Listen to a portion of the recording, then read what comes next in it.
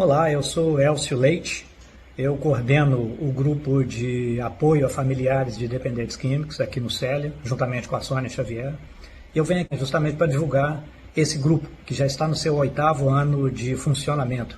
O grupo funciona aqui no Célia todas as terças-feiras, das 15 às 16h30, aberto para participantes. Não precisa fazer inscrição nem nada, é só para chegar e participar do grupo. O objetivo é dar apoio justamente para o familiar que esteja com problema de dependência química na família, em um dos membros da família.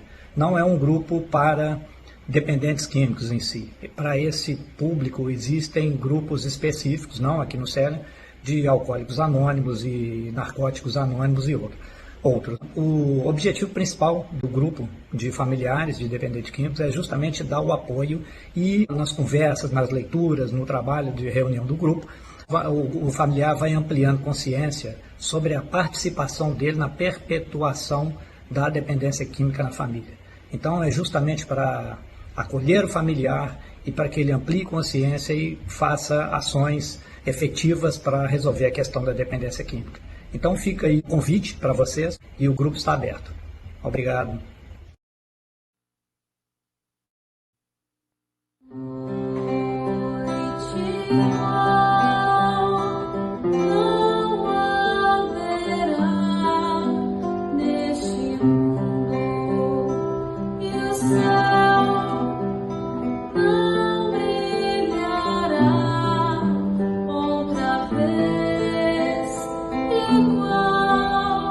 Olá, companheiros da Casa de Célia. A campanha de Natal já começou. Nosso objetivo é montar 420 cestas de Natal, que serão destinadas para as famílias assistidas na nossa casa. Além dos alimentos, também arrecadaremos brinquedos e material escolar através das cartinhas de Natal. Quer ajudar? Saiba como no site ou na secretaria da Associação Espírita Célia Xavier. Desejamos neste Natal que as famílias estejam mais unidas, celebrando o nascimento de Jesus. É tempo de paz e amor.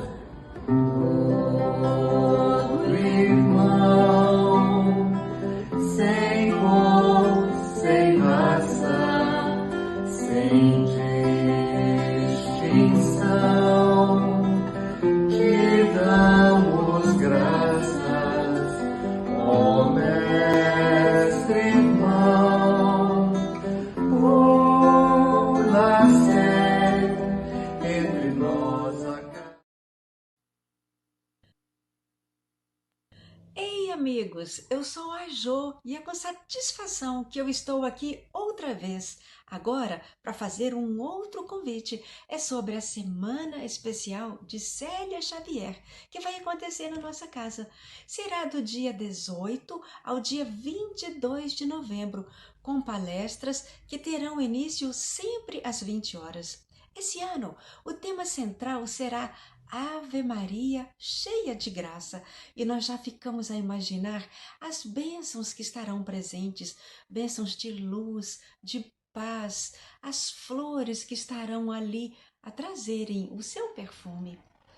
Participe, divulgue, esteja presente, eu sei que você vai gostar.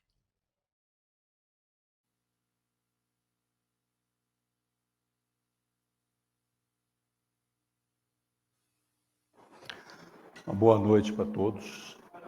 Sejam todos muito bem-vindos à nossa casa. Eu acredito que uma grande parte de nós já ouviu falar do cego de Jericó, né? Aquela passagem de Jesus Cristo, né? Nós já conhecemos isso? Pelo menos já ouvimos falar, não? Muito bem. De acordo com a nossa programação, o Marcos vai nos falar hoje sobre o tema do capítulo 34, não é isso? Da Fonte Viva, do livro A Fonte Viva. Ele cita o cego de Jericó. E o tema é Não Basta Ver. Tá? Nós vamos, como fazemos de hábito, ler uma página da Vida Feliz, fazermos a nossa oração e passarmos a palavra para o expositor da noite. Tá bom?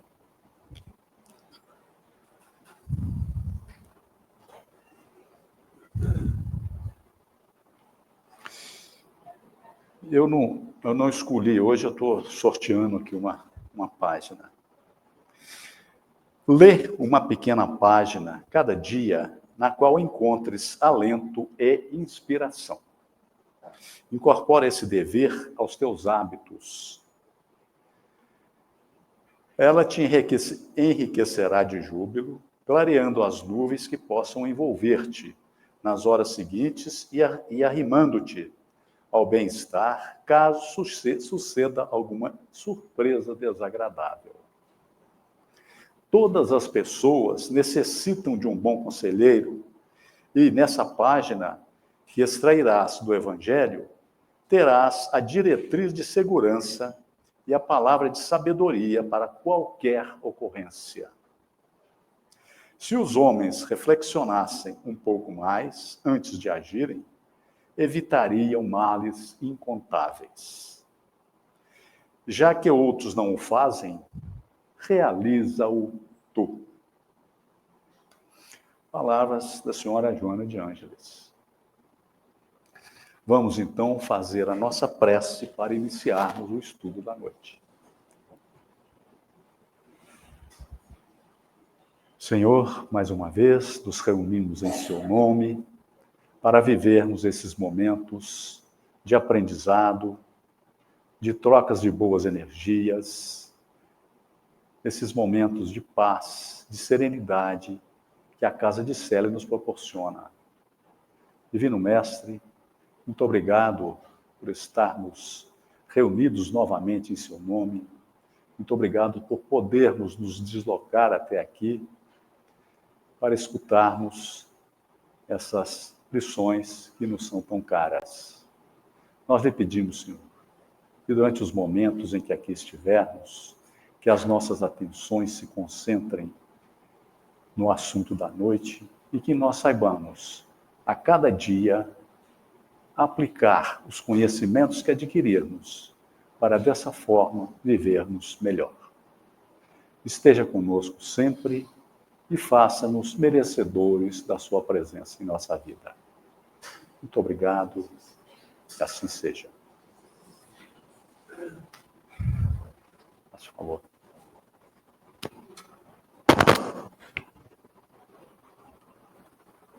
Boa noite. Vocês me ouçam? Sim?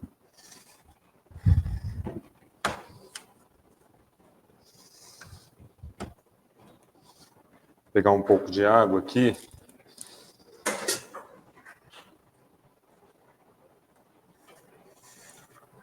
Pronto.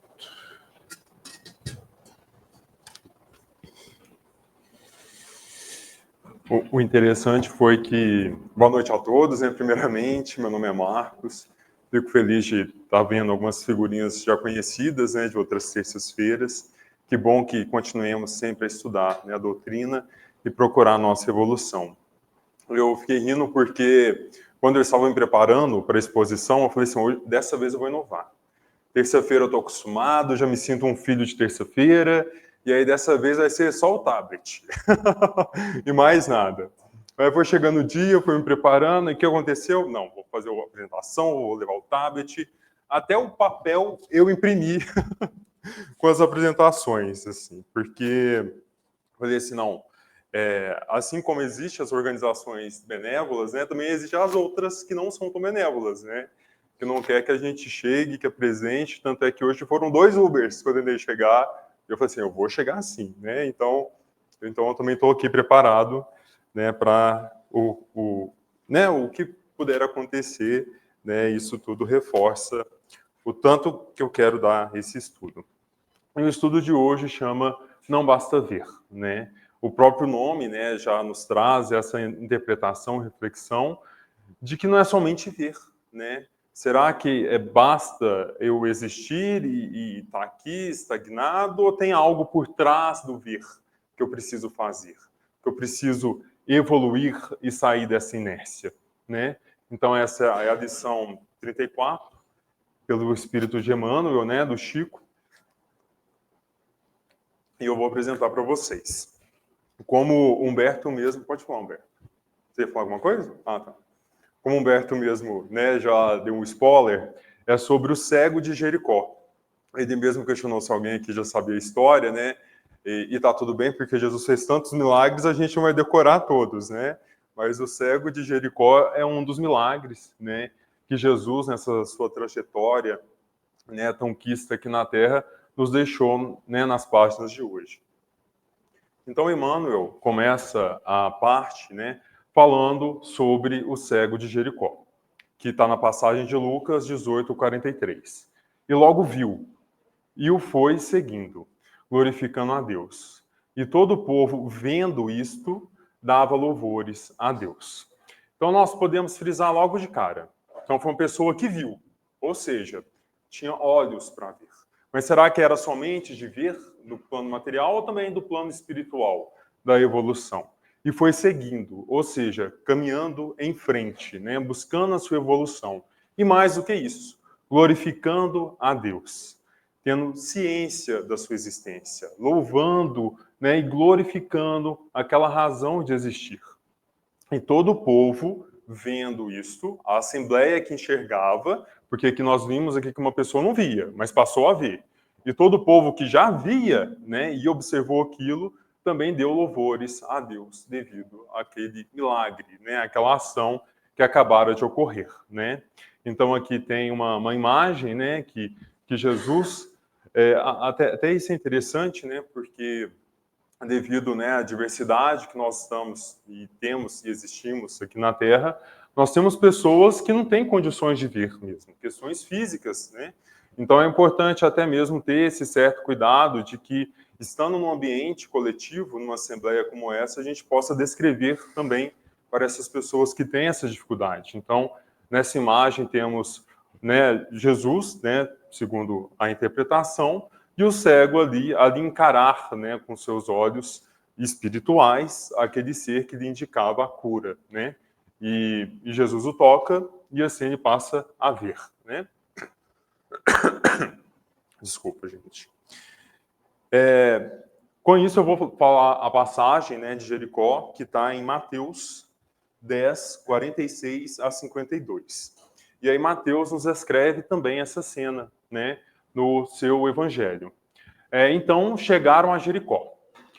Quando Jesus e seus discípulos, juntamente com uma grande multidão, estavam saindo da cidade, o filho de Temeu, Bartimeu, que era cego, estava sentado à beira do caminho pedindo esmolas. Reparam que eu estou falando bem devagar, porque Jesus, né, que era, né, um ser muito inteligente, nos deixou essa pérola cheio de mistérios, cheio de palavras significativas que a gente vai, né, interpretar e trazer um significado a mais. Então aqui, desde já peço para vocês visualizarem a cidade, que é Jericó. Lembrando que ele estava saindo da cidade, que é Jericó. Que o filho de Temeu é Bartimeu. O Bar, no hebraico antigo, significa filho. Ou seja, o filho que era o filho, entendeu? Então não era uma pessoa identificada, era o filho de Temeu. Mas ele não tinha nome. Ele era um cego ali, que estava sentada à beira do caminho. Reparem, à beira do caminho. Você tem um caminho e as beiradas, as suas redondezas, as suas extremidades, né, estava aquele cego que estava pedindo esmolas. Quando ouviu que era Jesus de Nazaré, começou a gritar: Jesus, filho de Davi, tem misericórdia de mim.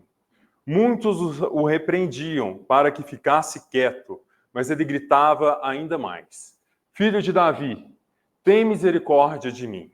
Né? Então, quanto mais aquela multidão ao redor do Nazareno, do Messias, né, do prometido, imagina essa cena, Jesus caminhando à saída da cidade, uma multidão enorme que já ouvia falar dos seus vários milagres, né, daquele ser que tanto havia sido prometido, né, estava passando ali, então havia uma multidão, e o cego, que estava às margens, também ouviu, né, que era Jesus de Nazaré e começou a bradar como se fosse, né, a última esperança da sua vida. E quanto mais ele gritava, mais aquela multidão pedia que ele ficasse quieto. Ou seja, o repreendia, falou: né, vamos, né, aproveitar o momento. Para, você está aí, você é cego. Para que você tem que falar alguma coisa? Para que você tem que querer se aproximar de Jesus de Nazaré? Quem é você, né, para atrapalhar, interromper essa peregrinação, né, esse caminhar que todos nós estamos aqui fazendo? E então Jesus parou e disse: chamemo-no, né? Aí Jesus para aquela movimentação toda, aquela peregrinação toda com aquela multidão imensa e pede para trazê-lo, né? E chamaram o cego. Ânimo, levante-se, ele o está chamando. Aqui mesmo a gente já percebe um pouco mais de agressão, né? De uma falta de empatia, né? Ou seja, está atrapalhando, anda logo que ele está chamando. Vamos lá, não para não, né? Ânimo, levanta-se, né? Empurrando que ele está chamando, né? Então eu imagino que abriu, né, aquele grande corredor, né? E o cego foi acompanhado até o Cristo. Lançando sua capa para o lado, de um salto, pôs-se em pé e dirigiu-se a Jesus. O que quer que eu faça? Perguntou-lhe Jesus. Imagina Jesus te perguntando: o que quer que eu faça? E o cego respondeu: mestre, eu quero ver. Vá, disse Jesus, a sua fé o curou. Imediatamente ele recuperou a visão e seguiu Jesus pelo caminho. Então aqui Jesus o diz: a sua fé o curou.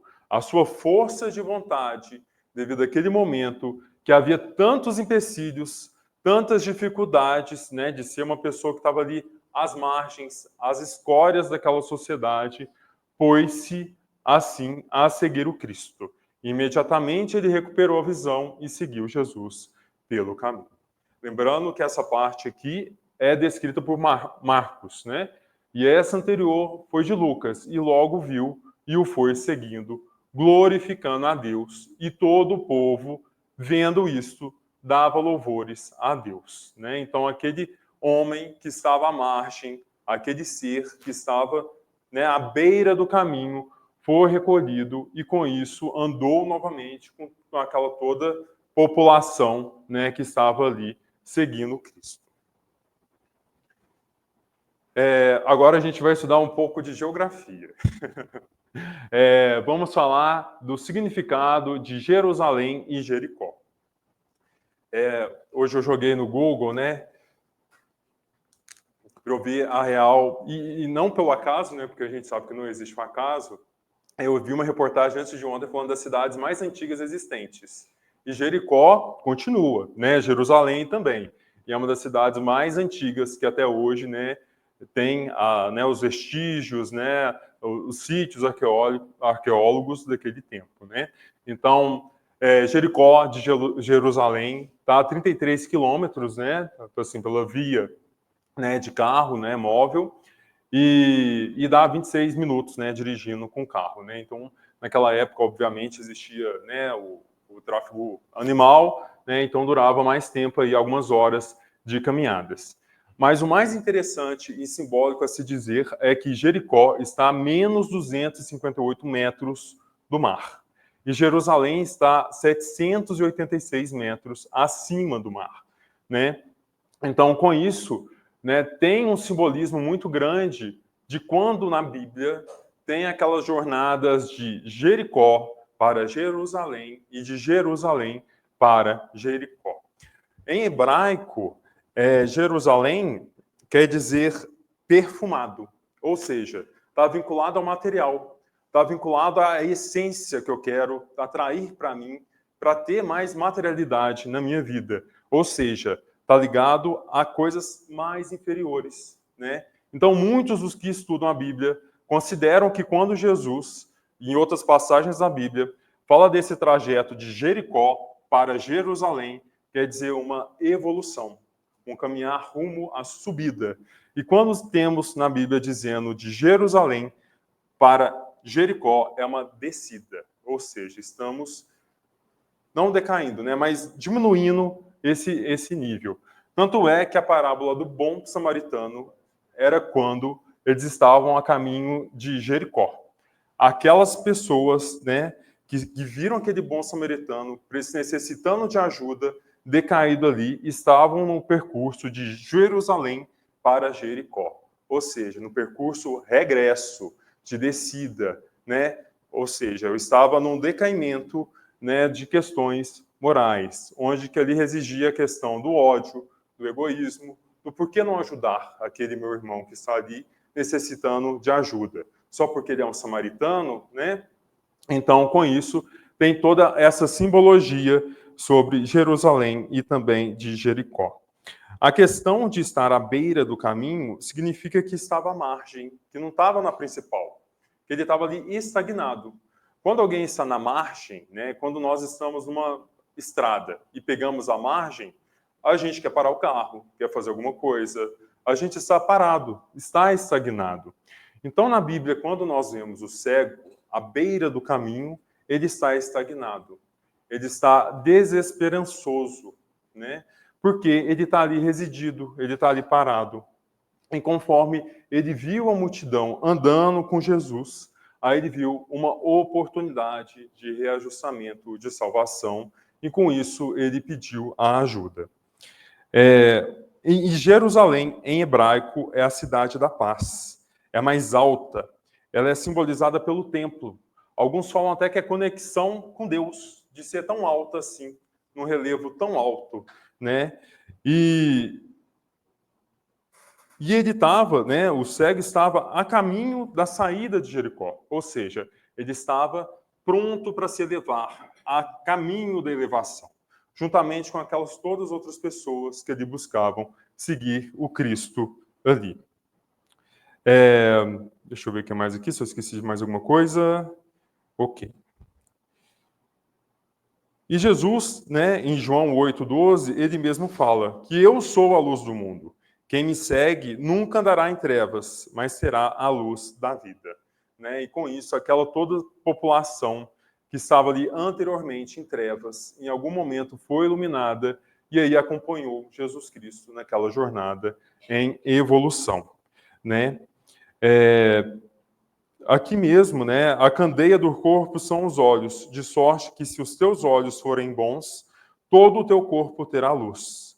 Se, porém, os teus olhos forem maus, o teu corpo será tenebroso. Se, portanto, a luz que em ti há são trevas, quão grandes serão tais trevas? Né? Então, se do meu corpo, né, emana trevas, né, a minha luz, meus olhos também terá trevas. Então, que nós possamos ter a luz, não somente no corpo, mas em todo, né, nos nossos olhos e nos nossos corpos também. Uma outra passagem também sobre cegos vem do livro Construção do Amor, também escrito pelo Chico Xavier, pelo Emmanuel. Então, esse cego que estava ali não era somente cego material, era um cego espiritual também. Uma outra passagem também, agora também a história, é que quando os romanos dominaram, né, a região de Jericó e Jerusalém, aquela outra civilização que estava ali, né, com seus generais, né, e soldados e todos, eles foram mortos. E os seus familiares, seus descendentes, como maneira de humilhação, tiveram os olhos arrancados e colocados capas de humilhação. Então, quando você lê a parte do cego de Jericó, você vê aqui, ó, que ele tem lançando sua capa. Ele tinha uma capa. E os seus olhos foram arrancados. Eles queriam que aquelas pessoas, descendentes desses generais, desses existentes, né, guerreiros, pudessem ter a humilhação naquela existência, devido ao grande império romano. E esse cego de Jericó, que era Bartimeu, né, filho de Timeu, ele era uma dessas pessoas, né, que estava sofrendo ali essa humilhação devido, né, a essa situação, né, hereditária. Então, com isso, né, também, ó, cada vez mais que a gente for ler a parábola, mais sinais nós vamos ver. Então, lançando sua capa para o lado, né, ou seja, lançando tudo aquilo que ele tinha, que era a capa, toda a sua materialidade, todo o seu eu para aquela sociedade, ele se pôs para o lado, de um salto pôs-se em pé. Ou seja, ele disse, eu estou pronto para ser convertido, eu estou pronto para seguir-te, eu estou pronto para ser curado.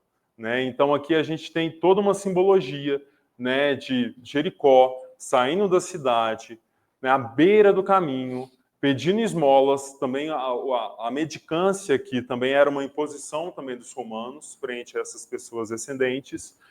Toda essa simbologia aqui traz isso, traz a evolução que esse cego tanto queria naquele momento, né? E quantos de nós não somos cegos, né? Frente àquilo que podemos ser e optamos por não ser, frente àquilo que podemos melhorar, né, no nosso dia a dia, seja nas pequenas ações, né, seja nas pequenas atitudes nossas diárias, que é onde tudo começa. E esse cego, né, tendo essa dificuldade, ele sim ficou pronto, ele teve a coragem para dizer, né, para gritar e usar de tudo quanto é jeito essa oportunidade para estar de perto do Cristo e ser assim curado, né? Então, e trazendo um pouco mais, né, para a gente ter um pouco mais de empatia, quero que vocês pensem um pouquinho sobre o que é ser cego, o quanto que nós somos, né, abençoados da visão física, de estar aqui, de poder ler, de poder estudar. Claro que a pessoa cega também consegue ler e estudar, mas há aquela limitação, né? E que nós estamos aqui, né, seres integrais, que estamos estudando e buscando sempre a nossa evolução. Então, aqui eu já volto ao texto de Emmanuel, que continua. A atitude do cego de Jericó representa padrão elevado a todo discípulo sincero do Evangelho. Então, vejam que eu até deixei aqui, padrão elevado. Padrão, né, é uma repetibilidade, né, que se tem, e ele coloca ainda elevado, ou seja, que tem uma certa inclinação ao bem, né, que tem uma relevância ali, né, e com isso ele, né, o cego de Jericó representa esse padrão elevado, por saber que ele estava no momento certo, e ter a coragem para agir naquela oportunidade que teve. Quantas oportunidades nós não temos diariamente para nos tornarmos melhores e seguirmos em frente, e às vezes, por descuido nosso, a gente não, né, usa disso, né? Então, eu fiquei até pensando aqui, porque antes de ontem também estava me preparando, né, para a exposição de hoje, né? Eu falo exposição porque eu não gosto de usar o termo palestra, para mim é um estudo coletivo.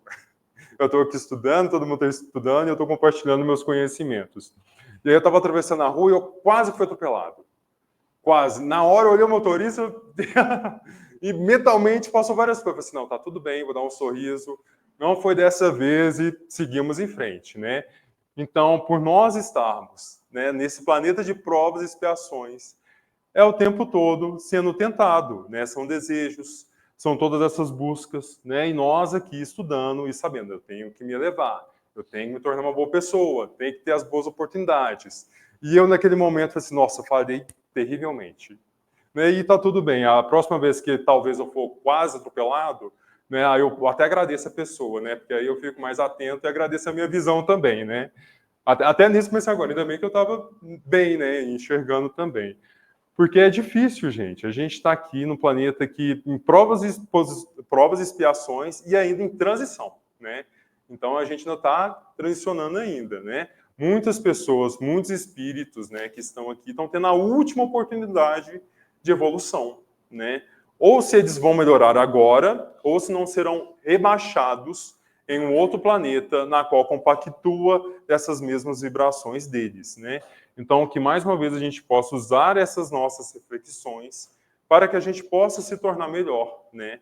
Porque essa mesma reflexão que eu acabei de citar para vocês, ela mesma já é encarada. O simples pensamento do mal já é o mal. Então, que a gente possa chegar a ponto de ver uma situação e nem sequer pensar no mal. De eu ver a pessoa quase me atropelando e falar assim, nossa, tadinha, tá tão estabanada, né? E eu manter ali, firme e forte, né? E com isso seguimos, né? Porque o mal tem toda uma escala de pensar no mal, de fazer o mal com requisitos de crueldade e depois não ter nenhum remorso. Depois de fazer o mal, depois ter o arrependimento e ter o remorso. depois de pensar o mal, não fazer nada, mas cultivar aquele pensamento, falar assim, nossa, eu poderia ter feito isso. E depois de pensar no mal e apenas deixar no pensamento do mal. Outras vezes de pensar no mal, falar assim, nossa, que absurdo, pensei no mal. Até chegar no ponto de tal de evolução que a gente nem sequer pense na existência do mal. Mas claro que nisso a gente vai estar numa escala muito mais avançada, né, de mundos felizes, de mundos ditosos, onde que hoje em dia... Pode perguntar? Só um adendo. O que pode ajudar nisso é a gente buscar lá o vigiar e orar. Sim. Que é um grande recurso, uma grande ferramenta que pode nos ajudar. Porque o pensamento, ele é abrupto. E ele, muitas das vezes, por ele estar embutido, enraizado no seu entorno, ele vem. Portanto, se a gente busca desenvolver a habilidade do vigiar e orar, você também vai encontrar, através do vigiar e orar, que o pensamento vem, mas ao mesmo tempo, se você está vigilante, você consegue isso não contigo, o pensamento não é contigo. Né? Porque quando a gente coloca, às vezes eu fico analisando o seguinte, a gente às vezes estudando, vem coisas que, se a gente não prestar atenção no detalhe, lá na base, no primordial, a gente fica pensando, não dou conta, não faço, e a gente cai no lugar comum de, às vezes, customizar uma coisa. Se a gente tiver em mente o vigiar e orar, e o próprio vigiar e orar tem que ser embutido para você lembrar dele para então você trocar um pensamento por um pensamento bom. Porque nem sempre você dá conta que, se estamos vivendo a materialidade, que também é uma ferramenta de evolução, nós estamos suscetíveis, às vezes, de nos dispersarmos. Por exemplo, você está pronto de trabalhar, você tem que sair correndo, tal. Né? Então, só lembrar disso que é uma coisa que a gente precisa lembrar. O vigiar e orar é uma ferramenta que nos ajuda, mesmo que você erre, até você poder construir o arrependimento. Sim, e isso tudo começa com a instrução, com o estudo, com o autoconhecimento, com a reforma íntima. A partir do momento que eu vejo que, opa, esse certo pensamento não é meu. Por que eu estou pensando essa coisa ruim? Vigiar e orar. Exatamente. São as influências nas quais eu estou ali vibrando e da qual teve o sincronismo para acontecer, né? Então, e até mesmo na questão 909 do Livro dos Espíritos, né, Kardec pergunta: poderia sempre o homem, pelos seus esforços, vencer as más inclinações? E os espíritos respondem: sim, e frequentemente fazendo esforços muito insignificantes, o que lhe é falta é a vontade. Ou seja, a vontade de querer ser melhor, a vontade de corrigir, né, aquelas questões, né, que não são tão boas. E a gente consegue corrigir, e é pouco a pouco, né, nos esforçando, não com rigidez, né, mas sim, né, com benevolência, com paciência, a gente sim vai conseguir corrigir essas más inclinações nossas, né? Porque o mundo são vibrações, o mundo é energia, tudo é matéria, né? Aí a gente, tudo é matéria porque tudo é muito quintessenciado e a gente não consegue ver, né? A palavra que eu emano aqui, que eu direciono para vocês, tem uma vibração tal que cada um aqui assimila de um jeito. A minha palestra não, estudo coletivo, é 1 hora, mas pode ser, né? Eu sou engenheiro mecânico, eu sei que o equipamento perfeito não existe, rendimento 100% não existe. O ser humano, infelizmente, 100% aqui também não tem, né? Todo mundo está no seu grau. Então, cada um aqui da palestra, do estudo coletivo de 1 hora vai absorver aquilo que pode, porque a gente vai pensar outra coisa, a gente vai viajar lá nas questões do trabalho, da faculdade, da família e tal, mas aquilo que for direcionado vai chegar até você. Pode ser uma palavra, uma atitude, um jeito, pode ser nem sobre eu, pode ser sobre as pessoas que vocês encontraram no caminho, pode ser uma pessoa do seu lado que está sentado e falou de um jeito, que lembrou algum familiar seu, mas nada é pelo acaso.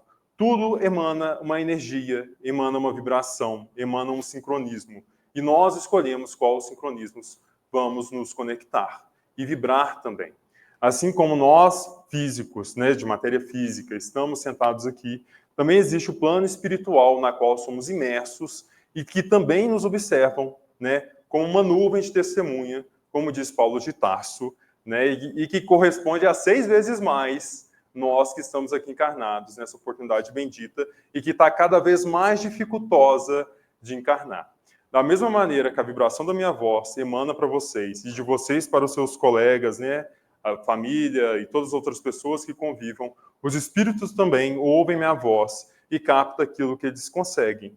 Às vezes as palavras que eu emano aqui, eles captam de uma outra maneira, mas a vibração, o sentimento que eu emano para eles será atingido, né? Então aqui é um verdadeiro hospital, né? Ao mesmo tempo que nós estamos aqui na Assembleia estudando, né, que hoje não basta vir, há outras salas, há outras reuniões mediúnicas, há outros atendimentos fraternos sendo, né, atendidos, e tudo nessa grande movimentação que é a grande misericórdia divina, né, de estarmos aqui. Então, orai e vigiai sempre, que a gente possa, assim, conectar aquilo que é benévolo. E é bastante difícil, né, porque é o tempo todo tentação, é o tempo todo várias coisas, e dá vontade de largar tudo, vender coco lá no sul da Bahia, mas vamos manter fé, vamos manter a sanidade e vamos, né, tentar buscar nos melhorar sempre. Continuando aqui a leitura, né, da passagem, o enfermo de boa vontade procura primeiramente o mestre diante da multidão. Em seguida, a cura. Acompanha Jesus glorificando a Deus. E todo o povo, observando o benefício, a gratidão e a fidelidade reunidos, volta-se para a confiança no divino poder. Isso é importante, que Jesus ficou no mesmo lugar. Quem foi até Jesus foi o cego. Olha para vocês verem. Ele optou por ir até Jesus. Ele optou por ter essa oportunidade benquista e ele usufruiu disso. Ele que era cego, aqui não deixou claro, né, se ele estava acompanhado com alguma alma misericordiosa, né, que o levou até Jesus, mas ele levantou e chegou até Jesus, despindo a sua capa, a sua humilhação, né, as suas vestimentas antigas. Isso é até interessante, porque o nome dele era Bartimeu. Somente Bartimeu, era o filho de Timeu. Eu sei identificar quem? Que ele era o filho do Timeu e o Timeu. Mas quem que era Bartimeu? Né? Assim mesmo Jesus. Jesus é filho de José. Né? E antigamente as palavras, né, o nome próprio, tinha um peso muito forte. E as pessoas costumavam mudar os nomes, devido a cargos e outras situações naquele tempo. Tanto é que Paulo de Tarso era Saulo de Tarso. Depois que ele mudou, né, de perseguidor de Jesus a cristão, né, a seguidor de Jesus, ele também mudou de nome. Por quê? Porque o nome, né, tem um peso muito forte. E aqui, né, na passagem, está escrito Bartimeu. Por que Bartimeu? Né, algo que não é tão identificado. Não é o Marcos Vinícius Carvalho Ferreira. Não, é Bartimeu. Porque pode ser qualquer um de nós. Pode ser qualquer um que cegos espiritualmente estamos aqui vagando, tateando aquilo que eu não sei o que eu quero, né? E que possamos saber o que nós queremos ou aquilo que nós não podemos ter mais, né? Seja uma pessoa má, com pensamentos ruins, uma pessoa que não sabe cumprimentar, né? Eu valorizo muito o cumprimento, tá, gente? Que não sabe ser uma pessoa gentil, né? E quando pode ser gentil, e assim sucessivamente. A maioria dos necessitados, porém, assume posição muito diversa. Quase todos os doentes reclamam a atuação do Cristo, exigindo que a dádiva desça aos caprichos perniciosos que lhes são peculiares, sem qualquer esforço pela elevação de si mesmos à bênção do Mestre. Ou seja, eu estou doente, vem aqui e me cure, né? E eu vou continuar aqui assistindo minha Netflix, jogando meu joguinho e continuando o mesmo sincronismo, né? Só que não, né? Muitos reclamam a atuação do Cristo, mas é necessária a ação por trás disso. Tanto é que muitos espíritos falam que muitos daqueles que foram curados pelo Cristo, logo após um certo tempo, voltaram a ter aquelas mesmas enfermidades, né? E não foram todos que tiveram essa fé, essa perseverança de manter essa caminhada, essa peregrinação do Cristo que há 2000 anos passou aqui e deixou seguir modelo a todos nós aqui. Eu lembro da parábola da mulher hemorrágica, que é muito bonita também, que é um grande exemplo de fé. que, mais uma vez, uma multidão, ou seja, uma grande dificuldade que todos nós temos, né? Um empecilho, é igual, né, 2 Ubers, não sei se vou à apresentação e tal, o chefe chamando, o carro estragando, dente quebrado e tudo. São as dificuldades. A gente está aqui, né? E a multidão não queria que o cego silenciasse. A mulher hemorrágica, da mesma maneira, havia uma multidão. Ela queria a cura, ela queria ter a oportunidade. E o que aconteceu? Ela chegou e tocou na veste de Jesus. Jesus, percebendo aquele toque sutil, pode ser de 2 fios na veste de Jesus, ele para de caminhar com aquela população toda ao redor dele e pergunta no meio da multidão: quem me tocou? E com isso, uma mulher, né, super franzinha, que tinha mais de 12 anos, estava com hemorragia. Imagina isso, gente, hemorragia, lá no meio da Arábia, lá no deserto, né, sem cura nenhuma. Imagina a medicina daquela época. Ela levanta: fui eu, Senhor. E ele diz para ela: a sua fé te curou. E com isso, ela parou a hemorragia. Então, apesar de ter aquela dificuldade de pessoas que não a deixavam aproximar, ela lutou por se aproximar e tocou na veste de Jesus. Às vezes poderia, desculpa, nem ter tocado. A fé daquela mulher era tão grande que ela materializou que, através do toque, ela seria salva. E assim, tem muitas passagens. Dizem que até a sombra de Pedro curava. As pessoas brigavam para ficar na sombra de Pedro. Quando passava Jesus, né, até mesmo após a morte de Jesus, quando Pedro passava, né, na mansão do caminho, né, que foi, né, o local onde que, né, começou, eu acho que pode até dizer, o cristianismo, né, que era uma casa acolhedora, né, de pessoas enfermas que os romanos não queriam, né, até depois começar a perseguição aos cristãos, a sombra dele curava, devido ao grau de evolução que estava, né, aquele seguidor do Cristo, né? E também um outro ponto importante foi que Jesus falou, né, você está curado, né, vá que você está, né, não é mais cego, né? E ele era um cego, ele tinha acabado de recuperar a visão. Todos os discípulos e seguidores de Jesus também estavam nessa peregrinação. Pedro, né, Simão, Tiago Grande, Tiago Menor, Maria de Madalena, até a própria Maria, né, mãe do Cristo, também estava em evolução. Jesus não está em busca daquelas pessoas que estão machucadas, que estão à beira do caminho. Ele está em busca da potencialidade que há em cada um de nós. E assim foi com Pedro, com Tiago Menor, Tiago Maior, com João, com todos que ele encontrou o caminho. Se a gente for parar, ninguém está preparado para nada. Eu mesmo, para essa palestra, eu estava assim, não vou apresentar. E os pensamentos intrusivos estavam assim o tempo inteiro. Vou ligar para o Gabriel. Gabriel, você conhece o Gabriel, né? Gabriel Prado. Vou ligar para o Gabriel e falar assim, não vou mais, pode ir no meu lugar. Porque o tempo todo a gente é tentado. A gente repete para si mesmo, eu não vou conseguir. Eu não tenho forças, eu não sou capaz. E nós somos capazes. Às vezes essa é a nossa prova. Às vezes essa é a nossa expiação dessa vida. Para que a gente possa ser corajoso. Para que a gente possa ser igual o cego, que levantou, apesar de todos dizerem não para ele. Igual o paralítico também, né, que tinha uma piscina que exaltava bolhas, né, e diziam que eram milagrosas, e todo mundo passava na frente daquele paralítico que era tetraplégico. Como que ele iria andar e chegar até a piscina? Então ficou lá durante anos, mas ele manteve a fé, manteve a força, manteve a esperança de estar ali até ser encontrado por Jesus Cristo no seu momento. Igual essa mulher hemorrágica também. E tantos outros contos também que nós temos aqui, né, para demonstrar desculpa, que é necessária a coragem, que é necessária a fé, que é necessária a nossa resiliência, né? Antes de ontem mesmo, semanas atrás, na passagem 20, chamada Obstáculos, do Sinal Verde, André Luiz fala o seguinte: hoje tem obstáculos, mas pode ter certeza que haverão mais, né?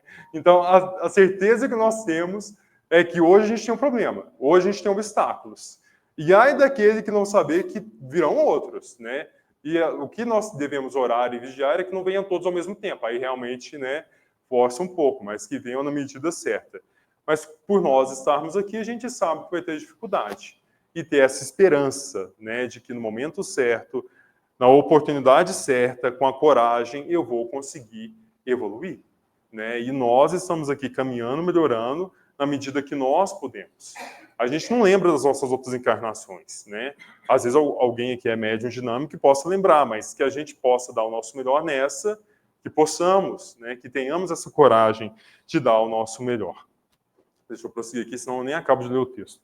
Raros procuram o Cristo à luz meridiana, e de quantos lhes recebem os dons, raríssimos são os que lhe seguem os passos no mundo. Né? Então, essa luz meridiana, eu achei até bonita a palavra, meridiana, quer dizer o sol do meio-dia. É o sol direto, é um sol sem obstáculos. Se você sair no meio do deserto, no meio da rua, claro que no meio do deserto, qualquer hora, o sol vai estar diretamente em você. Mas a luz meridiana é onde o sol está mais alto, direcionado a você.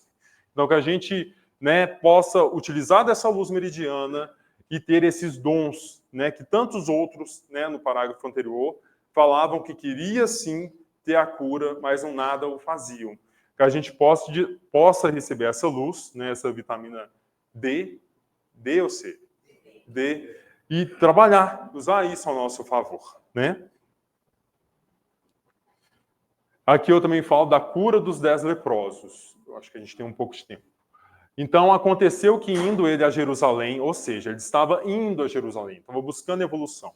Passou pelo meio de Samaria e de Galileia, e entrando numa certa aldeia, saíram-lhe ao encontro 10 homens leprosos, aos quais pararam de longe, e levantaram a voz, dizendo: Jesus, mestre, tem misericórdia de nós.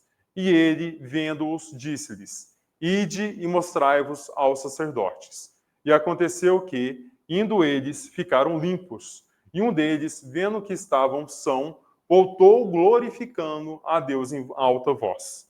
E caiu aos seus pés, com o rosto em terra, dando-lhes graças. E este era samaritano. E respondendo Jesus, disse: Não foram 10 os limpos? E onde estão os 9? Não houve quem voltasse para dar a glória a Deus, senão este estrangeiro, e disse-lhe: Levanta-te e vai. A tua fé te salvou. Então, todos aqueles que eram curados por Jesus estavam buscando, tinham fé. Tudo bem, te curei. E agora? E a partir de agora? Né? Os 9 foram. Aquele voltou glorificando. Assim como a população que vendo que aquele cego foi recuperado e resgatado, continuou a caminhar glorificando. Dos 10 leprosos, apenas um retornou. E leproso, né, é hanseníase, né, hoje em dia. Né? Então, doença contagiosa, né, e tudo. Então, naquela época eram excluídos. A partir do momento que você tinha, né, começava, já era excluído da sociedade. Então, eles andavam juntos, né, porque eles tinham um ao outro, né? E aqui eram 10 e Jesus os curou e apenas um voltou com a gratidão. Né? E cadê nós trabalhando a nossa gratidão, né, de estar aqui, de estar caminhando, igual eu, de quase fui atropelado e agora eu estou aqui, né, andando, dando, né, um estudo coletivo. Então, que a gente possa, né, glorificar, né, mas glorificar de maneira sábia, né, não igual Poliana, bom dia, sol, tá tudo bem, né, mas tendo dentro de nós esse conhecimento, essa questão firme, né, de manter junto e buscando a nossa evolução. Daí procede a ausência da legítima glorificação a Deus e a cura incompleta da cegueira que os obscurecia, antes do primeiro contato com a fé. Em razão disso, a terra está repleta dos que creem e descreem, estudam e não aprendem, esperam e desesperam, ensinam e não sabem, confiam e duvidam. Deixa eu só pegar um pouco de água.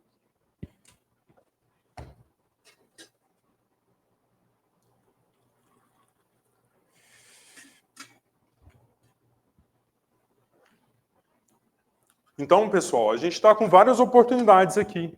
A oportunidade de crer, a oportunidade de estudar, a oportunidade de esperar, de ter paciência, de ensinar e confiar. Mas às vezes a gente erra, às vezes a gente, né, eu não creio mais, né, eu não quero aprender, eu quero ficar aqui estagnado e tudo, porque é do nosso livre-arbítrio. O cego, ele estava à beira do caminho. Ele não estava, né, preocupado com a sua evolução. Ele estava ali, simplesmente existindo à beira do caminho. Mas a partir do momento que ele falou assim, eu quero melhorar, eu quero usar essa oportunidade, aí sim ele voltou para o caminho. O caminho da evolução. O caminho, né, para buscar ser melhor. Aquele que recebe dádivas pode ser somente beneficiário, né? Ou seja, ele pode ser somente... Desculpa. Uma pessoa curada, né? O que, porém, recebe o favor e agradece-o, vendo a luz e seguindo, será redimido. Que é diferente, né, de você ser um beneficiário para ser uma pessoa redimida, de reconhecer as suas pequenezas e querer crescer, e querer melhorar-se, do que ser somente uma pessoa, tá, você era um leproso, agora você não é mais, mas continuou nas mesmas vicissitudes, continuou nas mesmas emanações anteriores do que um redimido, do que aquele cego que voltou, seguiu Jesus, talvez até buscou, né, se melhorar como pessoa, buscando alguma tarefa, alguma obra assim, para que assim pudesse, né, colocar e fazer as suas obras. É óbvio que o mundo inteiro reclama visão com Cristo, mas não basta ver simplesmente. Os que se circunscrevem ao ato de enxergar podem ser bons narradores, excelentes estatísticos. Entretanto, para ver e glorificar o Senhor, é indispensável marchar nas pegadas do Cristo, escalando com ele a montanha do trabalho e do testemunho, né?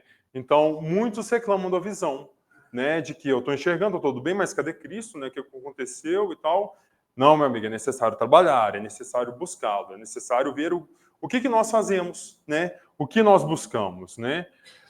Eu trabalho numa reunião mediúnica e muitas das vezes a gente recebe irmãos que ainda estão materiais, né? Essas últimas semanas eu recebi um irmão que ele era um ladrão, né? E ele falava assim, eu gosto de roubar, minha questão é ter matéria, eu quero pegar a matéria, eu quero entrar na casa dos outros e pegar matéria. E aí você pergunta para ele, e o que você vai fazer com essa matéria? Você já sabe que está morto, você já sabe que está no plano espiritual. O que você vai fazer com esse material que você roubou é seu. Você trabalhou para isso, né? Ou seja, reclamar a visão, ter a visão, mas o que nós vamos fazer enquanto atitude, enquanto ser que estamos aqui encarnados e buscamos? A materialidade não vai nos levar, né? Não vai comprar um lote, né, no nosso lar, né? Não vai comprar um apartamento lá. Que a gente possa trabalhar a real visão, não a nossa cegueira, né, material, a nossa cegueira do espírito, a nossa pobreza, que a gente possa trabalhar o outro. Tem uma fala do Chico que eu adoro, que ele fala o seguinte, nossa, mas ele era tão pobre, que tinha somente dinheiro, né? Será que a gente é essa pessoa pobre de ter somente dinheiro, de ter e falar assim, gente, eu tenho o melhor carro do ano, eu tenho um apartamento, mas nossa, que inveja de tal pessoa, alcançou o cargo tal, eu quero chegar nesse cargo e eu quero estar isso, mas o que é você, né? Tem uma das palestras que eu reforcei muito a questão do banheiro. Assim, o que nós somos quando estamos no banheiro? Quando ninguém não nos vê. Quando a gente está entre nós e a nossa consciência. A nossa real existência de caráter de estar ali. Para que quando a gente possa chegar no plano espiritual, a gente possa ter o orgulho de ser quem nós somos e ter a consciência de ter feito o nosso melhor. Porque não vai ser buscando roubar, não vai ser... Teve uma outra vez que o espírito queria comprar um carro, e tinha que ser um carro vermelho ainda. E eu vendi o carro para ele, né? Eu falei assim, você quer um carro vermelho? Então vou comprar um carro. Mas agora vamos lidar de outros problemas, né? Você está vendo onde você está nesse momento? Eu estou no hospital. Então, que a gente possa deixar o material de lado e olhar por um instante no que nós estamos sendo na nossa consciência. O que nós estamos sendo quanto pessoas dentro do nosso banheiro, ninguém nos incomodando, somente nós e os nossos pensamentos. Que a gente possa trabalhar com esse real tesouro, com essa real visão, né? E possamos deixar de lado essa cegueira, esse egoísmo, né? Essa vaidade que tanto nos persegue, né? Como se fossem sombras, né? Deixa eu ver aqui. Muito bem. Muitas das vezes o doente exige, mas o que realmente está doente é o espírito, né? Primeiro a doença começa pelo nosso espírito, para depois chegar no nosso corpo físico. Pode ser que em alguns momentos tenha alguma expiação, né, de que a gente passe por tal situação, mas começa pelo nosso espírito. Nossos espíritos de outras vidas, o nosso planejamento espiritual, né? Quem estudou, né, o mundo o mundo no plano espiritual, né, da série André Luiz, que começa com o nosso lar e vai até a vida continua, sabe da existência e organização que tem espiritual. E que a gente está lá na nossa cidade espiritual, planejando minúcias da nossa vida aqui. E a gente perde de joelho, para que seja o mais sofrido possível. Que a gente possa recuperar todos os nossos débitos de uma vez só. E a gente sabe que não é assim. O nosso mentor sabe que não é assim. Nosso mentor, que é o nosso anjo da guarda. E fala, Marcos, você tem certeza que você quer vir para a Terra dessa maneira? Você acha mesmo que você vai suportar? Quando você era fulano de tal, você não foi ao contrário, você estagnou. Então, você tem certeza que você quer ser dessa maneira? Então, com isso, nós vemos a Terra da maneira que nós escolhemos, da maneira que a gente propôs para que possamos vencer. E, infelizmente, muitas das vezes a gente não vence, né, devido ao nosso orgulho, devido a outras tentações.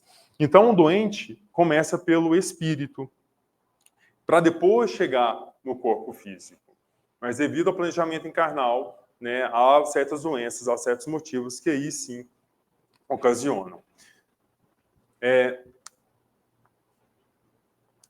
através do nosso livre-arbítrio, a gente tem acesso a moratórias ou a punições também. Chico, por exemplo, teve 3 moratórias. Ele ia morrer em tal data. Aí postergou mais ainda. Opa, você está trabalhando muito bem, então vamos dar mais tempo de vida. A essa dificuldade sua, a gente vai se tornar que você vai superar ela, vai vencer ela. Ao mesmo tempo daquelas outras pessoas que não são tão boas assim, que estão fazendo, né, o livre-arbítrio opções erradas, diminui o tempo da expectativa. E podem até ser consideradas como suicidas no plano espiritual.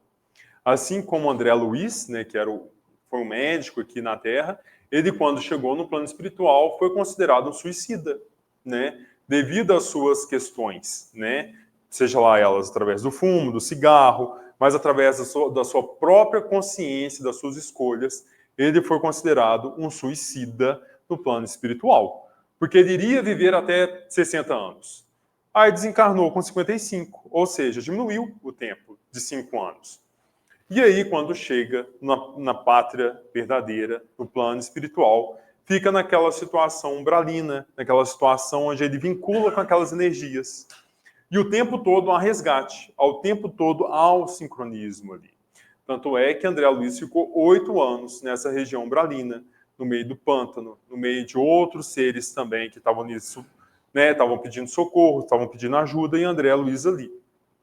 E a mãe dele e outras figuras que já haviam desencarnado estavam ali o tempo todo para lhe auxiliar, e pedindo seu socorro, e pedindo orações para ele. Mas ele não estava atento a isso. Ele estava pedindo socorro, pedindo aquela ajuda, mas em nenhum momento olhou para si próprio e se reconheceu como espírito.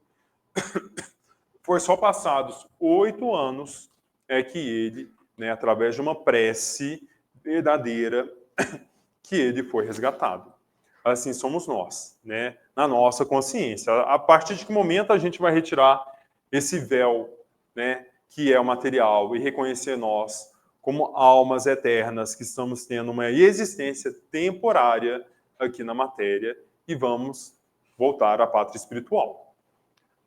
São muitos problemas, são muitas questões, são muitos carros tentando atropelar a gente, mas a gente tem que lembrar que a gente é um espírito que vai voltar para lá, em algum momento. Por isso que eu faço a pergunta para vocês.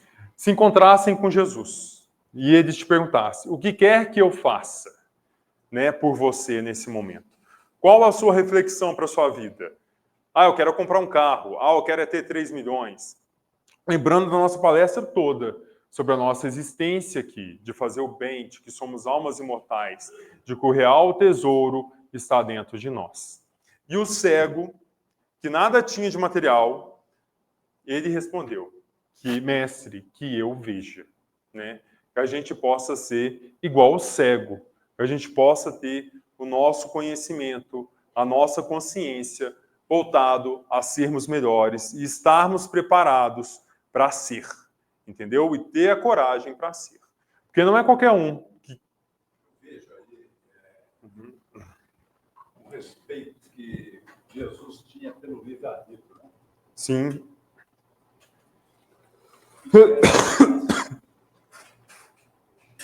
Pode falar. Desculpa. Isso aí, o respeito que tinha. Você quer isso? Você quer um livre-arbítrio maior do que de ter aceitado Judas Iscariote e ter entregado ele? Né? Ele falar, tá tudo bem, eu te perdoo, né?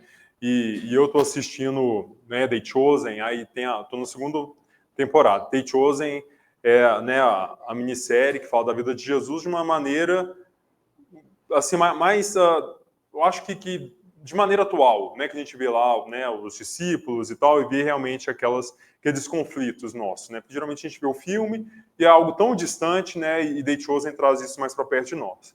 E aí tem um momento na segunda temporada, que são 4, se não me engano, que ele deu uma cruz, e as pessoas, né, que eram, né, criminosos e tudo, eles eram pendurados na cruz. E ele caminhando, ele olha para a cruz e vê aquela pessoa. E aí, pela imagem, né, da cena, eu consegui sentir que ele se imaginou ali também, né? Então, apesar de que Jesus, o nosso governador da terra, e todos os seus discípulos terem planejado virem juntos, e já era combinado e planejado que eles iriam como discípulos de Jesus, e Judas falou que sim, que seria, né, o apóstolo bendito, Jesus já sabia da traição. E assim aconteceu. Então, ou seja, Jesus respeita demais o livre-arbítrio. E nós também respeitamos o livre-arbítrio. Os espíritos respeitam o livre-arbítrio. Tanto é que quando o Allan Kardec foi psicografar o livro dos espíritos, né, através do Espírito da Verdade que estava lá, ó, na parede dele, batendo, e ele, gente, mas que isso, né? Tem uma outra consciência ali, e ele começa, né, a buscar a mediunidade, as mesas girantes na França, que nada é pelo acaso, já estava descrito que a terceira revelação viria. Os espíritos estavam com ele. Se você dissesse não, a gente teria uma ficha de 20 outros nomes que seriam o codificador. Então, o tempo todo, a gente tem as oportunidades. E o tempo todo, no nosso planejamento espiritual, a gente também está fazendo escolhas. Às vezes, a minha matriz, quando eu vim lá do plano espiritual, foi essa daqui. Aí, cheguei aqui e fiz um círculo desse jeito. Tipo assim, segui nada que era. E, ao mesmo tempo, o plano espiritual também foi vinculando. Olha, o Marcos falou que ia ser fulano de tal e ia realizar isso e isso. Não realizou. Aí, passou para outra pessoa também. Porque a misericórdia divina, ela é assim. Ela respeita. Ela é misericordiosa e respeita o tempo de cada um. Se a gente disser não para uma tarefa, vai ter outro trabalhador que vai trabalhar. Mas saiba que na sua consciência estará registrado que você disse não para aquela tarefa. E quando chegar no plano espiritual, mas aconteceu isso, isso, isso, o que aconteceu? Pois então, Marcos, vamos ver aqui o que aconteceu. E vai ser passado o livro todo. Na reunião mediúnica, a gente também faz isso para alguns espíritos tão, né, duros. E eles não querem ver o passado. Por quê? Porque eles sabem que ali tem escolhas que eles optaram por não fazer. Então, que a gente possa ser igual esse cego. Que a gente possa virar e falar todos os dias que eu possa vir, que eu possa ser uma pessoa melhor, que eu possa ser um cristão melhor, ou até mais que cristão, ser humano melhor, que eu possa ser um Marcos melhor hoje do que um Marcos amanhã. Que a gente possa ser Humberto, Beatriz, melhor quando sair do centro, ou já agora também, mas a gente possa dormir sendo pessoas melhores. E com isso eu vou finalizar meu estudo coletivo, eu preciso terminar isso mais. E agradecer vocês, e o amado Mestre Jesus possa abençoar todos vocês que estiveram aqui presentes, os seus familiares, amigos e entes queridos também, assim como o plano espiritual que também está aqui. Muito obrigado.